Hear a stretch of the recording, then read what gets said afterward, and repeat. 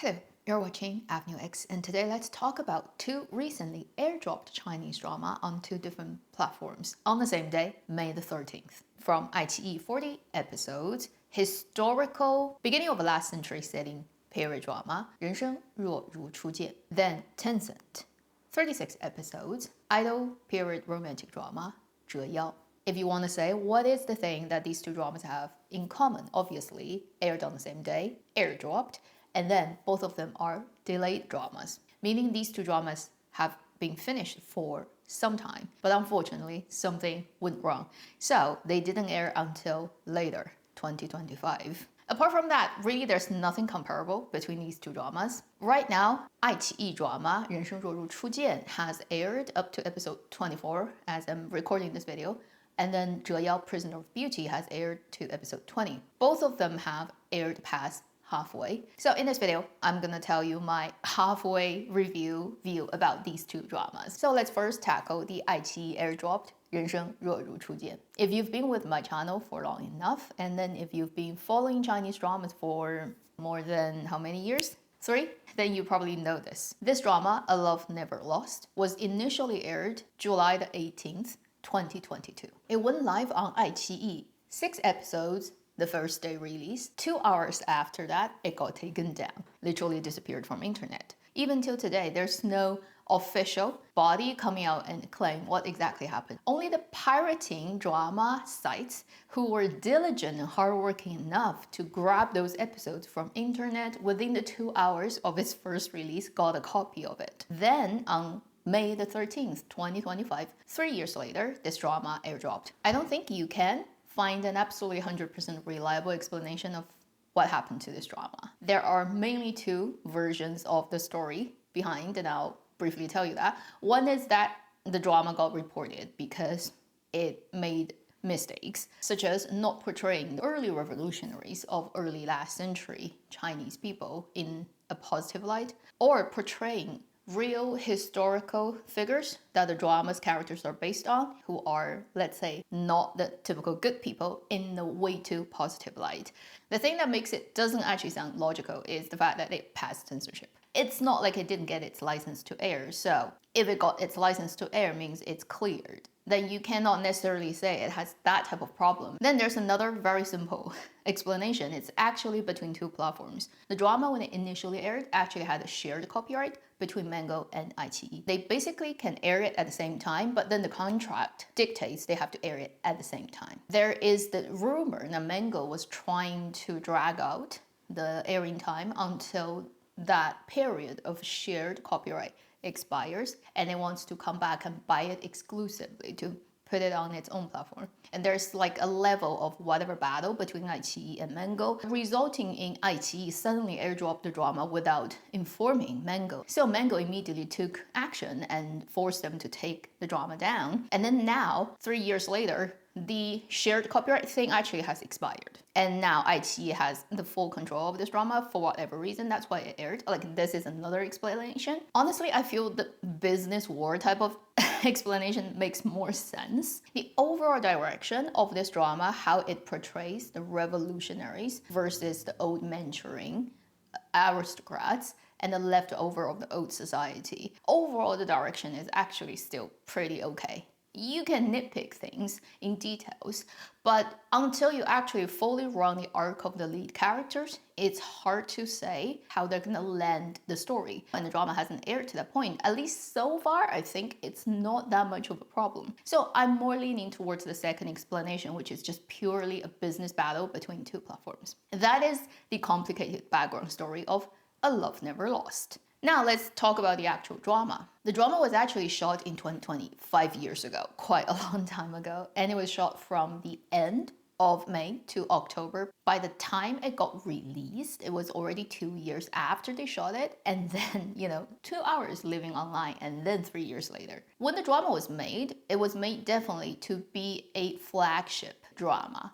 of iQIYI, meaning the best team of everything and very high budget. I don't think there's a publicized number, but just look at the production standard. It is a bloody expensive production. Casting is also very good. Good director. Scriptwriter is actually a long time writing red type of revolutionary story writer. So it's an all-star team. And back in 2020, it was still a good time compared to now, okay, of Chinese drama. So this is a heavy investment, hoping for high return drama that totally didn't work out as they expected. The drama is led by multiple people. It's an ensemble drama. But if you have to pick, the most important four guys in this drama are played by Li Xian, Wei Daxun, Zhou You, and Zhu Yawen. The most important female character is played by Chun Xia. They have the most amount of screen time. Then it involves many stars from all age range. They're all very well known, such as Wu Yue, very good actress playing Li Xian's character's mother, such as Lu Fangsheng, playing a Japanese soldier, but because he actually studied in Japan, like his whole university and high school education, I think, was completely done in Japan, so he speaks Japanese very well. So he plays a very convincing Japanese person. If you're watching this drama, you probably don't realize until I tell you, which is there is a Japanese guy in the drama. He's a businessman who speaks very bad Chinese in the drama. Is played by this Chinese actor, who is the same actor who played Xiao Yunzi years ago in 甄嬛传. At least I think it took me 2 episodes to realize it's the same guy. In terms of the story setting, it is set at the very beginning or very end of the 19th century and 20th century. So it's like 1900 something. And most of the story happens in the first decade of last century, which is at the very end of the official running of Qing dynasty. After that, Qing will basically disappear and will go into Republic of China, but then many different warlords and decades of war until the mid of the century. So this is the worst time basically to exist in the last 100 years in Chinese history if you are alive. And our story is set in that time, and it's looking at multiple people from different levels of society, background, how they deal with the fact that the world is changing around them. So it is similar to last year's 天行健 Heroes, where you have Liu Yuning, Qin Junjie, and Pang Hanchen, each representing a different type of person. This drama would have an even bigger ensemble casting, and most of those characters have reference in history, unlike 天行健, which is completely a fictional story. So this is a 40 episodes big historical drama talking about that decade of change. So I think it's gonna end with the ending of Qing dynasty pretty much, because right now we are at episode 24 and it's already 1907. It's like not that much time to go before the end of Qing. Finally, just the title very quickly. 人生若如初见 is based on the poem written by an earlier Qing dynasty poet, very famous, 纳兰性德. You probably have watched this drama many years ago. If you still remember, it's a period idol drama. 钟汉良 played this poet. 人生若只如初见，何事秋风悲画扇, which will be mentioned actually in today's latest 24, episode 24 or 23. It's talking from a perspective of something has already happened. And the person looks back and say, had it been that everything is as when we first met. When you fall in love with each other first, it's always the best time, right? And things get worse from that point onwards, usually, because you don't have filter, you have romanticized view of the other person. And often people think back and they regret, and they would say, had it been, like everything is just remain the same as we first met. So that was what that poem is. And the title of the drama, because some of the main characters used to be in the same school, they all went to Japan at the time, being sent to Japan by Qing dynasty's government to study military, whatever strategy, to come back to China, hoping to learn from Japan. And this group of main male characters are basically classmates in the same school. So you can say their friendship at the beginning is 人生若如初见, and later they go on very different ways and in a way become enemies. I think that's why the title is named like that. So much already about this drama. We haven't even started talking about this drama. So I've watched all 24 episodes up to this point as I'm making this video. I will, as usual, divide and conquer, and let me first talk about what I like or I think this drama has done well. On the positive end, point number 1, so expensive, resulting in very high production standard. Compared to many historical period dramas we've seen in the last couple of years from the platform iQIYI or really from every other platforms, this still, although it's shot 5 years ago, it still looks $1 million. It still looks more expensive than most of the other dramas that's shot like last year. If you like the cinematic look, the great lighting, the textured costumes, the sense of storytelling and historical setting that the drama does really, really well, then this is the best drama you can get this year, right now, so far at least. Included in its high production budget, not just in its visuals, but also in other aspects such as a huge amount of Japanese. First 40%. It's like sometimes half an episode is completely in Japanese, not even one Chinese word spoken. So for me, I had to look at the subtitle, otherwise I have no idea what's going on. And it's a very rare case in Chinese drama. For the main characters, they all speak it themselves. So they had to learn, unless you're Lu Fangsheng, which is he's the only guy who can do that because he got educated in Japan in real life, so he can basically pass as a Japanese person pretty convincingly. Other people are foreign students in Japan, and then they speak Japanese. Huge amount, more than they speak Chinese often. I don't know how much work they had to put in, basically making all the actors learn their lines, remember it. If they don't speak Japanese, they basically have to memorize all the phonetics to do all the lines. That's a lot of work.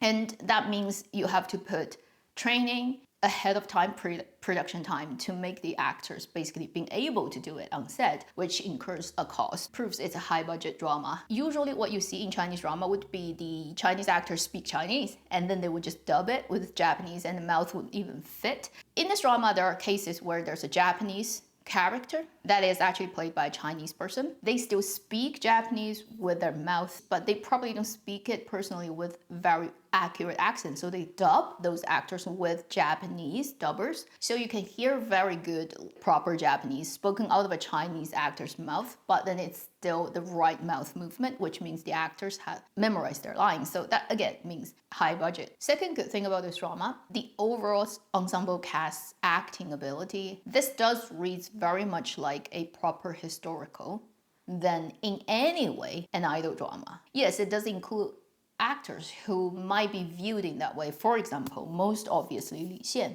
And then when the drama was shot, Wei Daxun was nobody. Zhou You was only just starting his career also, and he's always been viewed more like a proper actor, but not popular actor, traffic actor. And then Chunxia has been, at the time, shown in more sort of a cinematic world of films instead of drama. And Zhu Yawen, he's probably one of the better known and older, so longer established actor, but he's also mostly viewed as the proper technicality, good actor instead of traffic actor. If you want to say popularity-wise, probably Li Xian is the top one. Then the older actors, the supporting roles, they're all very, very, very good actors. I really cannot say anybody is not doing a good job because everyone is doing a very good job. Li Chengru, I have nothing to complain about him. Wu Yue plays such a convincing, proud, mentoring, 奇人 lady. Performance level of this drama is very high. I actually enjoyed the acting more than I expected. As the story develops, you really start to see better and better performance.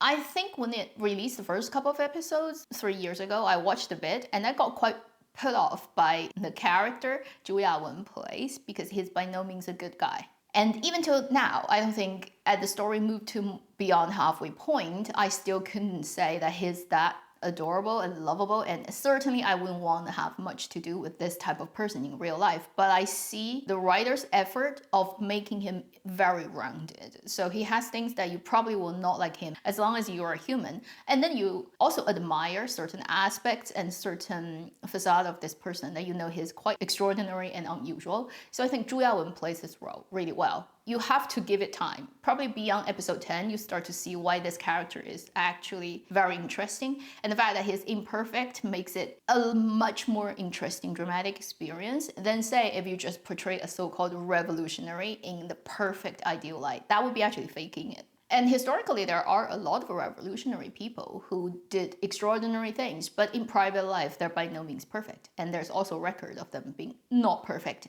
in very extraordinarily melodramatic dog blood way. So I actually don't have a problem with him being portrayed in not a fully ideal light. As the story goes on, I actually like his character more, and the relationship he has with Chunxia probably is the most interesting personal character relationship this whole drama has. Surprisingly engaging and interesting and complicated. I like the fact that it's human, so it's very complicated. The love-hate relationship they have with each other feels a lot more grittier and more interesting than the Sweetwater general romantic story. So that department, go and watch it. I think you will not be disappointed. If you want to force me to say who is the better actor among the main people, we're not talking about the older ones. We're talking about the main five, 4 guys, 1 girl. Actually, Li Xian is the weakest one, I think, in comparison. Although he has the most amount of screen time, kind of. Zhou Yu has too little screen time, but he's a very good actor. Wei Daxun is doing a pretty good job, but also he doesn't have that much screen time.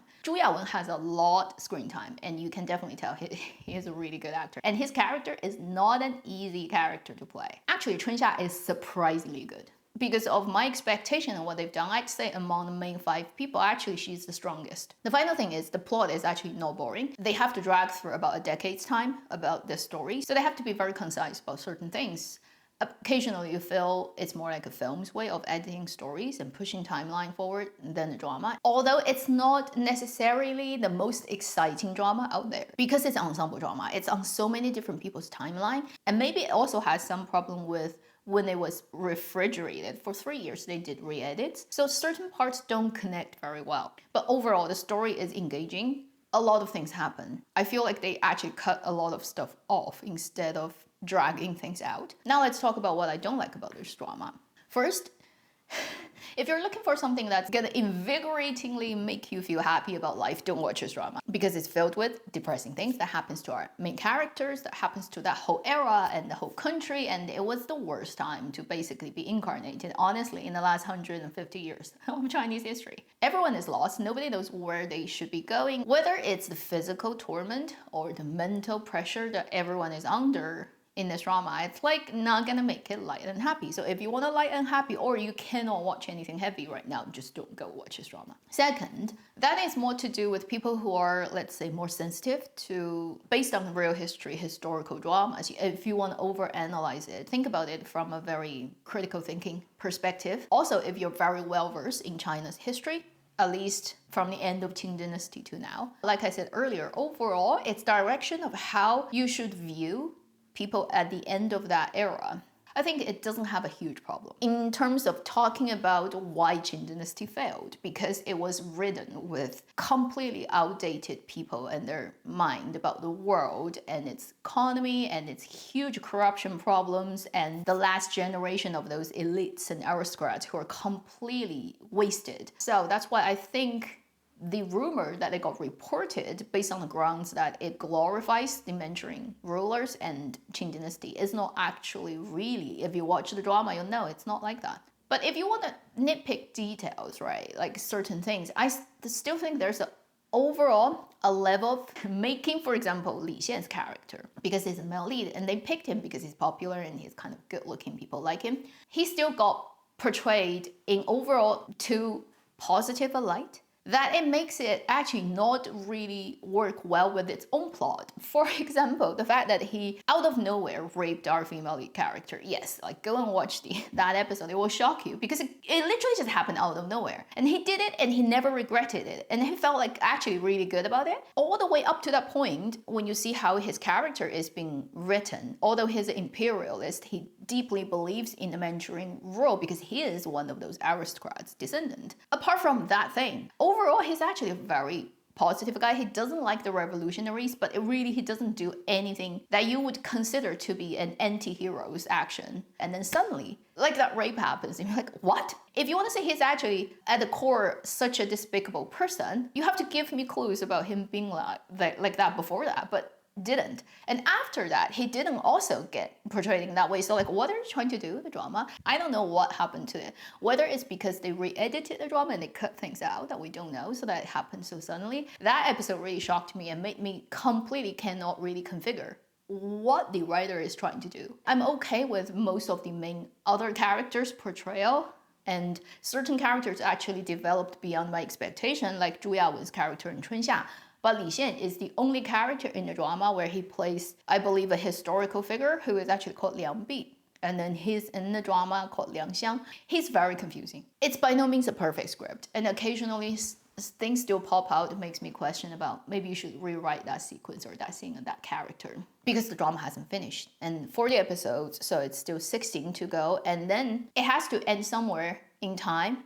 And then because these people have real historical reference point of who they are based on, so there are sort of like for sure happening ending, like probably Wei Daxun's character, Li Xian's character, both of them are gonna die. I don't see Zhu Yaowen's character not dying either, so like a lot of people are gonna die probably, like in the main cast, and most of them are gonna be at the end. And then when that happens, right, how from the perspective of the narrative are they gonna comment the story itself, how they're gonna shoot it? That would be the pin in the coffin to basically show you what this drama is trying to tell. I cannot predict the future, even when it's a future in a week's time, which is when roughly this drama is gonna end. So far, I actually don't have a huge problem with this drama, and I will see it till the end. I do hope it wouldn't disappoint me. It would be sad if it does. So that's my opinion about 人生若如初见 this drama and what I think about it, and hope that's useful for you to figure out whether you should try it out. Then let's move on to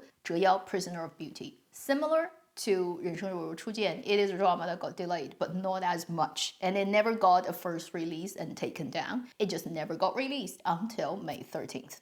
The Chinese title actually means folding down your waist. And it means you bow down. I find like Liu Yuning literally has to physically 折腰 so that he can talk to Song Zu'er just because of the height difference they have. So in a way, perfect casting. This is based on a web novel by Peng Lai-ke. There's a huge amount of adaptation that happened. It's directed by Deng Ke, who also directed many dramas, including Yu Fengxin. Then it's adapted by the screen adaptation writer Nan Zhen. Her previous most well-known work is 传闻中的陈芊芊 Tiger and Rose. Do you still remember? So she's a pretty good adaptation writer. This is a 伪三国 kind of setting, which means it's like fake Three Kingdom. It's similar to Three Kingdoms time and character setting and the different countries and powers, how they fight each other and how they talk to each other. So it's vaguely based on that kind of historical period. But it's obviously fictional. And mainly it's just a love story between two kingdoms that are having problems with each other and they're enemies, and then one married their daughter to another, and then she, in the novel, basically slept the guy to the point that he really fell in love with her. And there's a lot of sex scene, okay? It's pretty much one of those fantasy stories that people write and read and have fun with. And then when it got adapted, they have to change it a lot. You can't have basically explicit sex scene. The drama was shot back in 2003, end of January to May. That's when they made it. By that year, 2023, August, the tax problem of Song Zu'er came out. She got reported by somebody who later people did figure out what happened. It's more like to do with her own family business, her mother's boyfriend. There's a lot of family mess behind it. But anyway, she got reported of not paying enough tax and stuff. And because this has been a trend of people being exposed of having tax problems and getting clearly, completely, really called out, cancelled type of level, like Fan Bingbing, Deng Lun, and Yuan Bingyan even. So she's like, oh, another person. So her career basically got put on hold. All her dramas that she's finished shooting at the time, including the recently also aired Will Do, are all like on hold. They couldn't air until this year it got out. And she now starts to officially do jobs she usually does as an actress. So now she's like kind of cleared so she can come out. Ideally, I think they want to air the drama last year, 2024, some like first quarter maybe before the half year mark. They wanted to let this drama out because that's a normal schedule for period drama, but it didn't happen, right? So that was what stopped 折腰 from airing. And because during the shoot, there's a lot of leaked out material, paparazzi, whatever, it looks beautiful. She's dressed up really nicely. She's a pretty lady, like no question about that. And her styling looks really good on her. So people daydream about it. And because a lot of people have read the original novel, and they do know when it got adapted, it's not going to be the same, right? All the graphic stuff are going to get taken out. But you cannot stop people from doing that in their head. So they're basically putting Liu Yining's face and body and Song Zu'er's face and body and in their head, letting them undress and have fun. Like that's what people are daydreaming about this drama. I totally know because there was so much stuff online. Everything was being like watched by paparazzi from like telephoto lens a million miles away from the top-down angle, like people are hiding in trees kind of angle, taking shots of those scenes. Now the drama aired, you've seen those sequences, you know where it comes from. And I mean, honestly, I don't blame all those paparazzi people because it looks great in their lens, and it actually looks great on camera in the drama itself. So that's what this drama, basically before it even aired, like all the stuff that has happened around it. Now I've watched 20 episodes. It is in total 36 episodes. I think this is a watchable period idol drama with not that much surprising or refreshing element to it. And I doubt the later episodes are gonna shock me or surprise me in any department. To me, the fun, engaging, and fast-pacing and interesting, and you don't know what's gonna happen, you really wanna know, so you can't wait for tomorrow's updates level of this drama is quite a bit weaker than, say, at the end of 2023, the Liu Yuning and Liu Shishi drama, 一念关山, A Journey to Love. That drama up to the last bit was like quite exciting. Every episode is something is gonna happen, you don't know what, and you really wanna know. This drama is like, you probably can guess what's gonna happen and you're not in a hurry. I mean, you're gonna check it out anyway. You're gonna have fun, you're gonna get what you want, and that's about it. Now I'm gonna go into detail about what I think is great about this drama and what I think is, could be better. Point number one, all original voice. I think all the actors speak their own lines. The female lead, the male lead, all the supporting roles. You don't get that very often in period dramas, okay? Even the good ones. Like, for example, last year, we've had Blossom. I think Blossom is a more engaging romantic story of the two leads than 折腰 so far. Even in that drama, you don't get everybody who speaks their own lines. Because if you hear their own lines, it probably wouldn't work as well. This drama, Liu Yuning, Song Zu'er, all the main characters, they all use their own voice, and I'm very thankful. It actually worked out really well, so I have no complaint about it. Second point, finally, we have a female lead actress who plays a super pretty people to convincingly sell what's in the story, where everyone is saying in their country, beauty of the country. She and her sister, played by He Hongshan, also very pretty actress. The two of them takes like 80% away, which makes total sense if you look at their face, okay? Finally, for like quite a while actually, we get a period drama, idol period drama, where a really pretty female lead in character setup, where everyone in the story would say she's the prettiest, really is the prettiest. I mean, look at her face. It's like really convincing that the male lead, before he saw her, refused to marry her because she comes from the enemy family. And then by just taking one look at her, his eyes just widens and then turn around and change his opinion. Like, you have to basically have that face physically there. If the actress is not pretty enough to convince that she can have that effect, then the story doesn't stand on its ground. As a very typical idol period romantic drama of this type of character setup of female lead, male lead, starting as enemy, having very severe doubt and even to a level hatred to each other, gradually get to know each other and becomes allies and then really fall in love. This is a very standard story. Everything you want to see in this type of story, you're gonna get. As they do it, it's pretty enjoyable. I really don't have a complaint much about the story.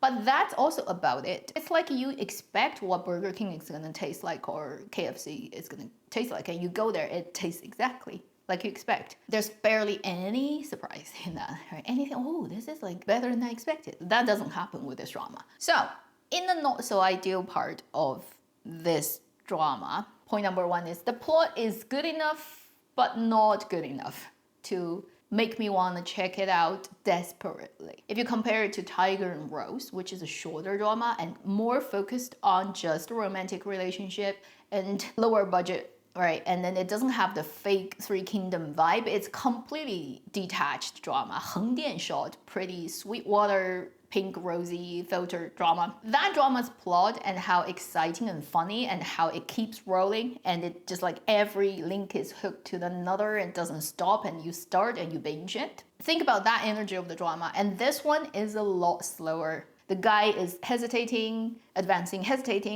doing something, not doing something, doing something, not doing something. As an audience, everybody is screaming. 你到底行不行? 你行不行?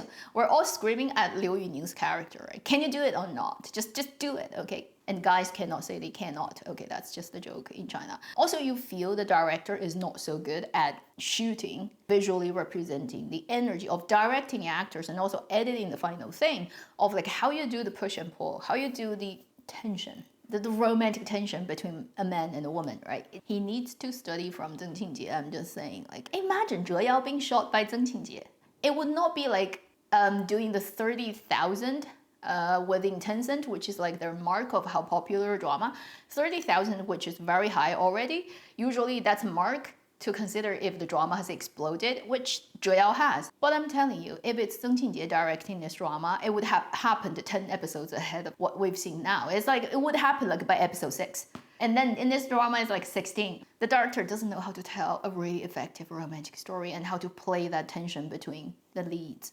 It's just a pity. Like, they're actually really good casting choices for those two roles, and the actors are good enough to, like, good raw material. In a way, actually even better because they use their own voice instead of like Blossom, but the director is like so not having a clue about how to do romantic drama. Another point would be this type of character setup and story is a bit too repetitive, because this type of not a nice guy and a very innocent and clever girl, she is destined to be with him and changes him, and then she is the person who discover he's actually such a good guy. This kind of setup, like how many times have we seen it? Love Like Galaxy, I mean Tiger and Rose, yes, Love and Galaxy, you can say, in a way Blossom is also very similar to this setup. I mean, even olden days of Goodbye My Princess, right?